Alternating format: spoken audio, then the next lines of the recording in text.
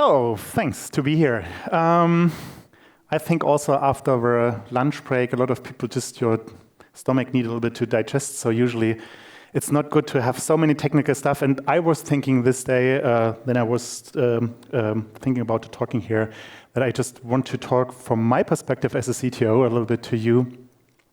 What is my thinking, and also a little bit what I'm expecting, and a little bit in the future that is going with evolution of developers. If you just Google it, you see very often that kind of picture, and I really like that picture because of different reasons. But I think very important is there's one thing that is currently already missing. I just added this one. And why? This is my little son who is having a pet and using Scratch, and he's already developing. So there is, at the moment, a more and more big change that our tooling is really changing to help us that even younger people can just start to do things. And I think that kind of low-code, no-code topic that is slowly growing, it will further grow. So I'm expecting that the IT or the tooling will much more support us as a developer to be more productive, so that we really can use the time that we have to not only writing a lot of boilerplate code, so that we really do that we want to do. So this is the thing that I wanted to add that, and now I want to go, this is one topic about evolution, that you can think about. Another thing is what usually people think about is, junior, usually people start as junior, and what's becoming to that kind of senior. So I'm like that great guy. And if you also look there, I found a really nice Medium article, and I like it. And be honestly, I have seen it too much. So what happens, juniors just start very simple the first year. They write a nice and easy application, done, it's doing the job.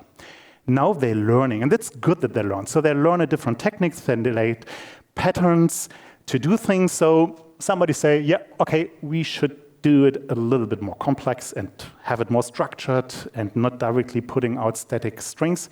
And then I think usually there is a time that I have seen too much is this is kind of the third and fifth year. It's just getting a little bit too complex what people are doing. So they learned a lot of tools. It's cool that they learn it, and they always think they need to use it. So we will later go a little bit more iterate on that one. And if you look to really senior people, usually after 10 years, they just go back to the simple thing. This is what I enjoy. The only thing is what they add in the end is the documentation. Going a little bit to my path. Any idea, anybody who want to make a suggestion which name I have to also highlight now on the screen? If you see that path?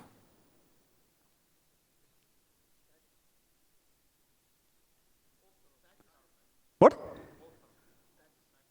The author? There's one person, and he was like, he's like my personal god. So very simple is he's inventing a new language, I have to use it. So very simple, and I think this is what you usually have everywhere with developers. They just, in the end, decide somehow they follow one pattern or one family or one religious, however you name it, and then they just follow it.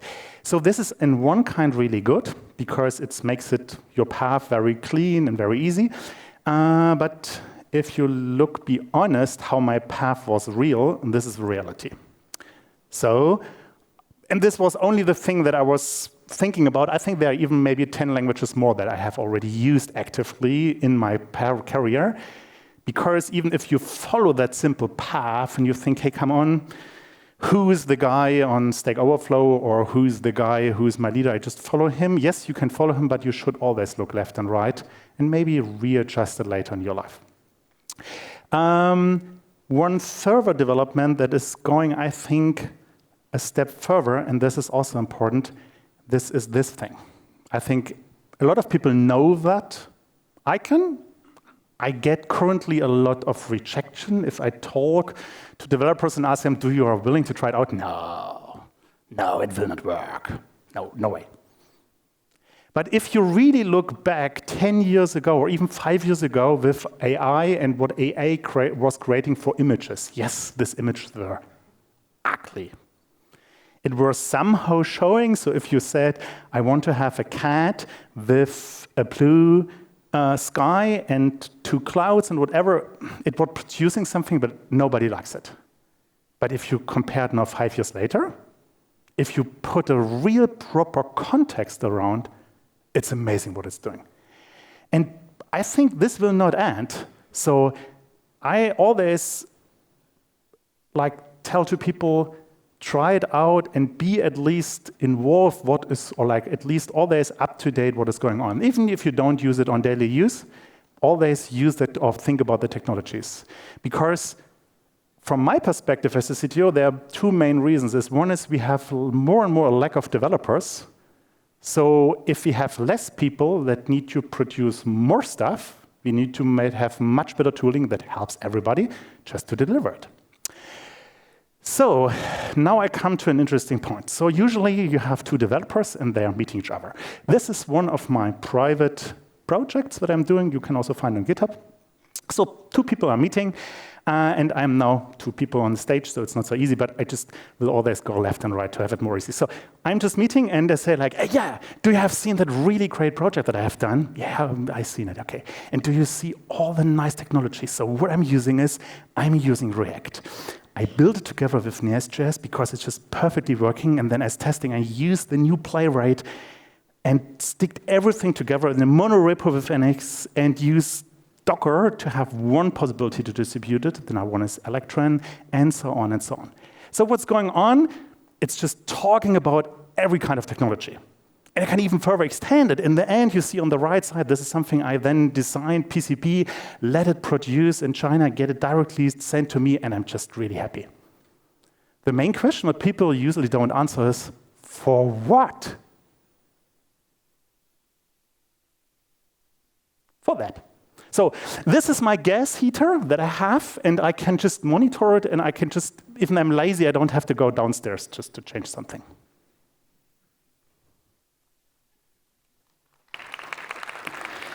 So the first important rule what I have is stop being proud of over-engineered applications.